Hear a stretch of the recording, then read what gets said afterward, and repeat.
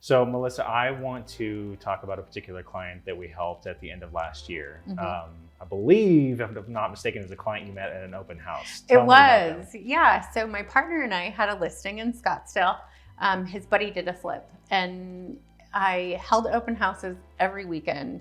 I ended up meeting a buyer that made an offer on that house, and we got a higher one in, and so it didn't get accepted.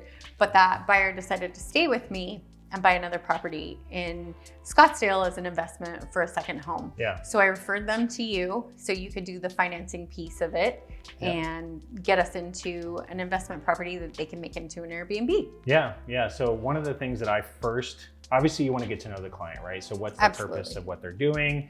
Tell me about your family. Tell me about what you see with this property. They already owned other properties, one in Texas, one in Washington. And so they weren't new to the game. But as soon as I had heard that one of the clients worked for Amazon, it made me think of a particular loan that we have, a product for Amazon employees. And Amazon's unique in how they pay their employees. They actually pay them through a couple different things with RSUs and other bonuses. And typically those can't be used if you haven't been there for long enough. And so with this program, we were actually able to help them and get them not only a very low interest rate on a jumbo, but to get them into a loan with, that maybe they couldn't have qualified for because of the newer start with Amazon. And so that was really cool. And I know this is also a client that it wasn't the first go around too. We had 2 contracts with them. So tell us about that. So we got under contract on the first one because they went back home to Washington, and in the 10-day inspection period, they came in to see the home and there wasn't enough light in it. She just didn't think it was going to be a good value. Wasn't sure there was enough room for a pool in the backyard that they really wanted. Because in addition to being an Airbnb, they're going to use it as a second home and take advantage of the sunshine down here. So we ended up canceling on that one, finding a new property, going under contract on the second property, which had a pool, had lots of light, windows. Isn't it funny? The second one, it's like sometimes the second one is the better choice, right? Exactly. You don't want to have to go through that, but it. Yeah, and that's why it's important for people to stick to it and know that the right fit's going to come along. Yeah. Even though we have low inventory, we can get it done for you. Exactly. And it's all about that negotiating and continuing to, go in and make those calls and make those relationships and connect with the realtors with their listings. And negotiating. Yeah. The toughest negotiations of my career up until now. The home was staged impeccably when we saw it because it was a flip.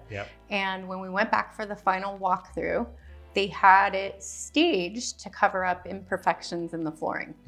The floor needed to be completely removed and replaced.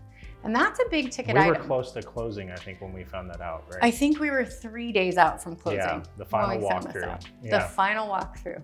So we still had time to cancel. Because it was a quick close. And that's one of the things that you and I specialize in. To help get our offers accepted. What do you think the quickest we've closed a deal is? Well, I know we just closed on a condo in 14 days. That's amazing. Yeah. Unheard of. And again, it's all about teamwork. If I know that on your end, the communication's there, we're setting good expectations, and we've got a good relationship with a title company and everybody's on board, it happens. And it can happen again and again. And sometimes that's what's needed. Sometimes it is the highest offer wins, but you also see those come back to market. Exactly. Right? Because they didn't follow through, or they just threw out the big number to get the offer accepted. But other times I think it's also looking at experience, looking people up. I know that you're a big proponent of look me up, right? Absolutely. Look up my reviews, myself as well. And if you tell somebody that you're going to be able to do something, like a 14-day close, you better follow through. And that's what we do. Yeah, and I think we did this one in 17 days.